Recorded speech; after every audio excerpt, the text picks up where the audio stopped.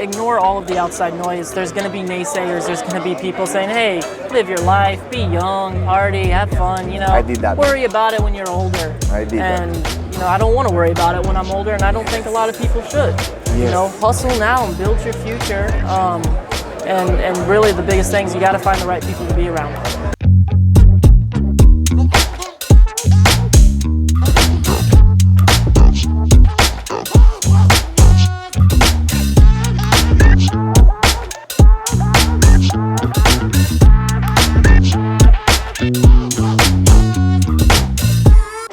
Hey, what's up, roofing fam? Welcome to one more show, Roofers Going Digital TV, where we present the latest trends and the leaders that are changing the path of the roofing industry.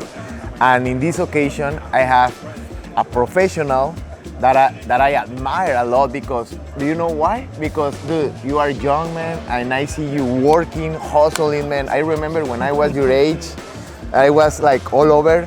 Asher, welcome to the show, my man. Thank you, Pancho. It's good to be here. I'm excited.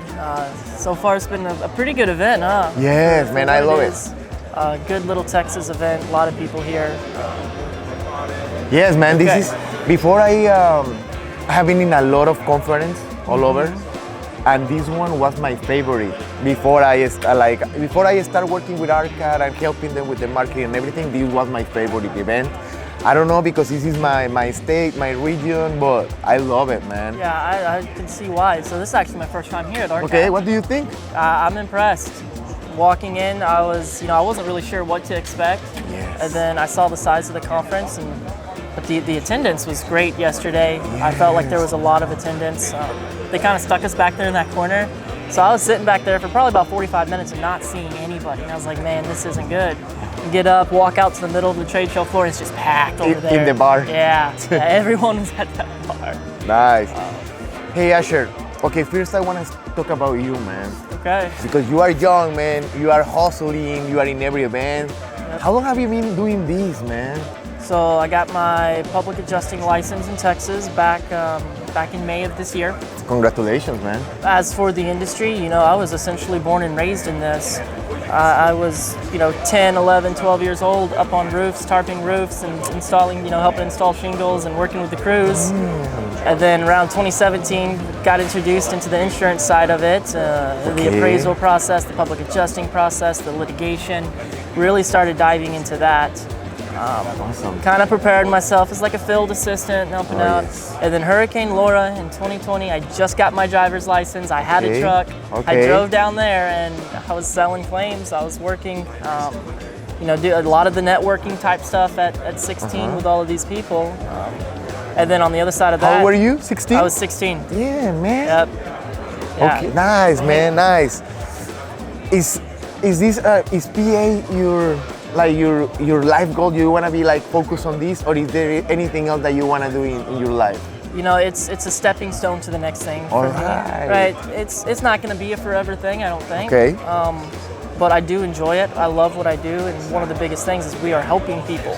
Yes. Right. Especially, we do a lot of the hurricanes and storms, and so we're able to respond. And while I'm doing the PA stuff, I'm also able to provide relief and supplies and support to these people. And that's honestly my favorite part of this industry, is going into those hurricanes and helping these people, and bringing them resources that they don't have access to. And we really saw that in Hurricane Ian down in Port Charlotte. Okay. And these retirement communities, these older people who are not physically able to get themselves out of Port Charlotte, who either don't have family or connections or supplies. You've got old people walking around barefoot after this hurricane because they can't even find their shoes. Things like that, you're feeding hundreds, if not thousands of people a day, and that's my favorite part of all of this, and I want to continue. So that route, the storm relief, helping people after disasters, I do want to continue doing that for a long time. Nice. Yeah, probably it's a lot of life fulfillment, man. Right? It's something else. It's incredible to help those people. Yeah, probably it's even hard to describe. Right? Yeah. No, I think good words is, that's one of my callings. Nice, man. Nice. Okay, you were giving us some example about this event in the Hurricane Ian. how, like, what recommendation could you give to the homeowners, building owners out there that whenever they face these situations or these disasters? Okay, biggest thing is if you're able to get out, I would recommend getting out of the area. And you don't even have to go too far. Just drive a little further inland, get to some higher ground. Okay. Past that, if you are expecting a loss to occur, you need to document your property. Take photos all around the exterior, your yard, your cars, your interior major rooms, your main rooms throughout the house. Take photos of all of this so that if damage does occur, you can come out and show the adjuster, hey, I have these photos from before the storm. This wasn't like this. You cannot deny this. Oh, that's the photos and all the documents before? Before the hurricane. Okay. If you have a hurricane or a tornado or whatever you have large coming towards you, if you have the time to document your property beforehand, absolutely do that. All right, that's super. I didn't know that.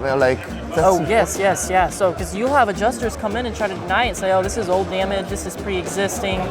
We don't think this occurred from the hurricane. We're not going to cover your loss. You have your proofs. Right. And you have your photos right there, and you're like, no, sir. Here's what actually happened, and you're telling a story. And that's what an insurance claim is you have to articulately tell a story of a loss and a claim and process it, right? And get to that final chapter and that ending, which is closing out the claim and collecting the checks and letting the policyholder rebuild their property and be returned to full. Another really big thing that most property owners and contractors don't know about is a proof of loss. Okay. All right, Pancho, do you know what a proof of loss is? No, man. So in your policy, there's duties after loss, and one of them is, to file prompt notice of a loss, right, and a proof of loss. So when you file this proof of loss, it sets the carriers to a standard, and now they have X amount of time to accept or deny the claim, extend coverage, and pay out on the claim. And until you file that proof of loss, none of that's in play. Okay. Right? So a proof of loss is going to be your photos. It's going to be your estimate of your damages. Okay. It's oftentimes a sworn affidavit from the policyholder saying, this is all factual information. This is my loss. It's a little packet, anywhere from, I would say probably 60 pages up to thousands of pages, depending on how large the loss is. Okay. Give us another one then. We want another recommendation. All right, let's see here. So another big thing, the contractors. I don't want to repeat myself too much. For contractors, is there any recommendation for contractors? Yeah, for contractors, there's a few things I would like to say for the contractors, and one of them is, I'm trying to think how I want to word it though. Take your time, my man.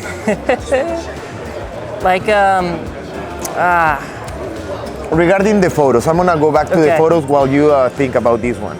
Regarding the photos and the documentation, do you recommend it to do it once you buy a house, like since you buy it, or whenever you know that the storm is coming? Oh, I would say before the storm.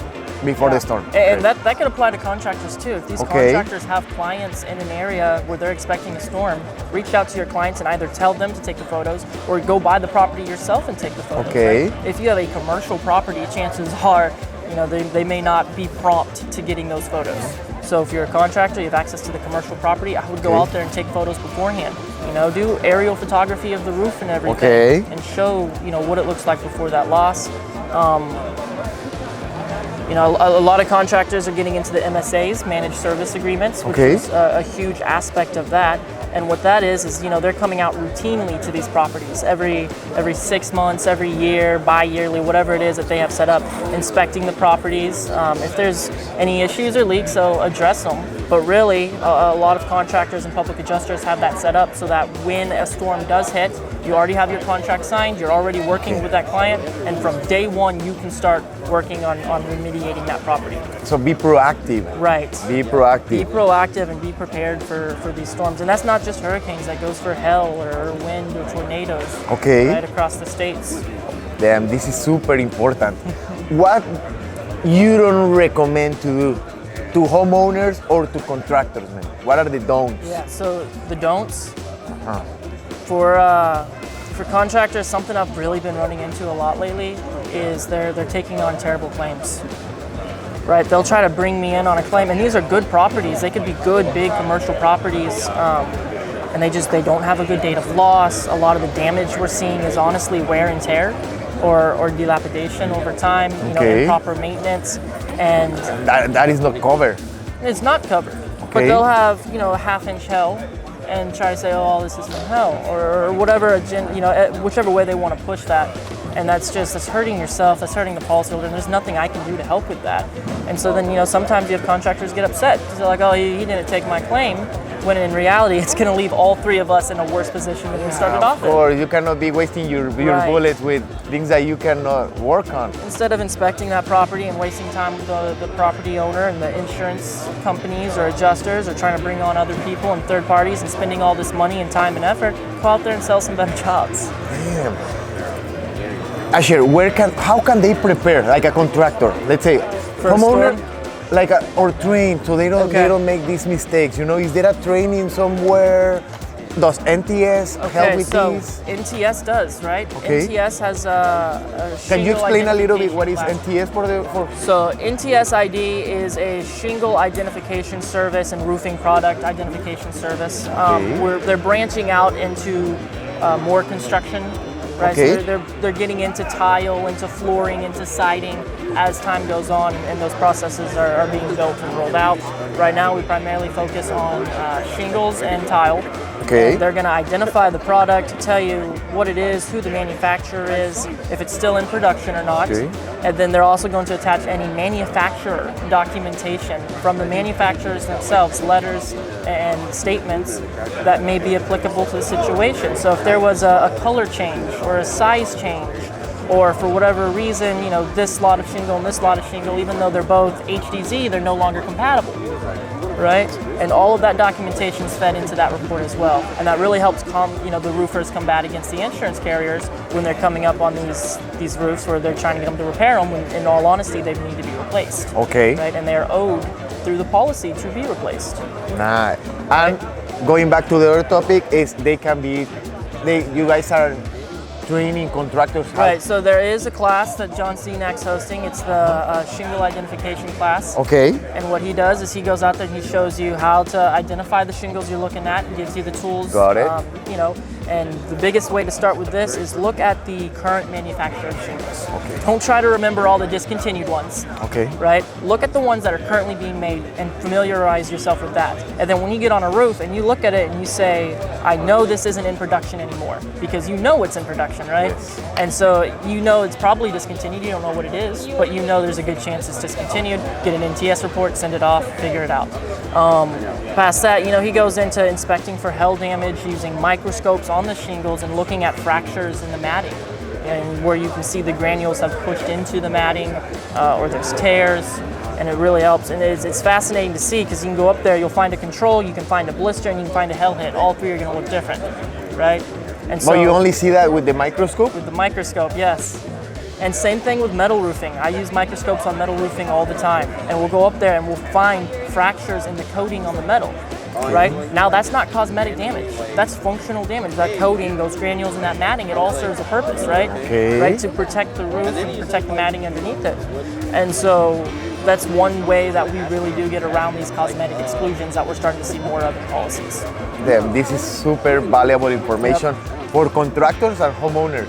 And I think probably it's better for homeowners, because probably the contractors, we can say that they know about, we hope that they know, but the homeowners, it is harder that they know all this information, Well, and a well-educated homeowner is going to have a smoother claim process. They're going to find. Is there a lot of those? There's not. There is not, right? It depends on the situation, okay? Most of your policyholders, at least residential-wise, they don't know what's in their policy. Yeah. They don't know anything about roofing or construction, right? That's why they're hiring you as an expert to come in and do all that for us, or us. Same thing with commercial. Now with commercial properties, it can be different. A lot of times, depending on the organization or the company, they'll have legal teams look through their policies and have all of their ducks in a row. They'll have people on staff who are knowledgeable in construction, especially if it's a larger building. They have building maintenance and whatnot. So with the commercial, you see less of that lack of knowledge.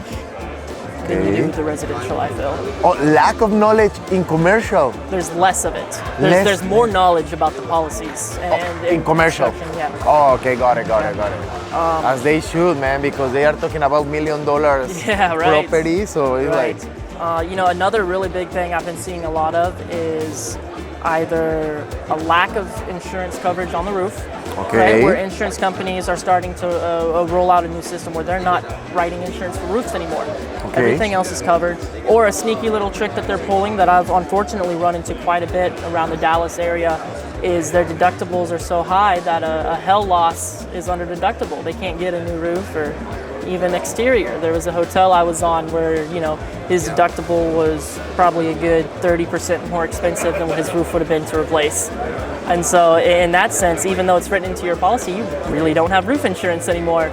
And people aren't realizing this. Yeah, these mistakes can be fatal for a company or for a homeowner, you know? It's like, dude, you need to pay a $20,000 roof, or like if it's a cheap one, like a normal one, you know? Yeah, and I mean, it's really putting these policyholders at a disadvantage because a lot of them don't know that. And they look and they get a cheaper premium and they're like, hey, they're happy, right? Come to find out they got a 5% deductible or, Damn. Okay, Asher, I love this information, man. Thank you very much. Even it's new for me. Insurance is not my expertise, but I love to learn. And actually, for your age, you know a lot, man. Thank you. So congratulations. Now, to finish the interview, can you give an advice or a recommendation to young fellas that are starting in the industry? I'm asking you this because right now with Instagram, I'm 34, I'm not that old. I grow up with social media. We see a lot of social media like, become a millionaire, grow up, do it fast, this is easy. But and I see you hustling. Is there any recommendation that you can give to the young fellas that are joining the roofing industry just because there is a lot of money? Is there anything that you can share to them that you have learned with all these people? Yeah, 100%. To the younger generation moving into this industry, and this has kind of been another calling of mine, I feel like, is I've been seeking out people within our generation and trying to help introduce them into either our industry or connect them with people in other industries to help find a passion and pursue it. I'm 19. All of my friends after I graduated high school went to college. Okay. And I see them over there, and they're doing okay in college, right? But half of the people I know have already dropped out, right? Or now they have student loans, or they're getting a degree that, in all honesty, you don't need a degree for a lot of jobs now. Okay. Right?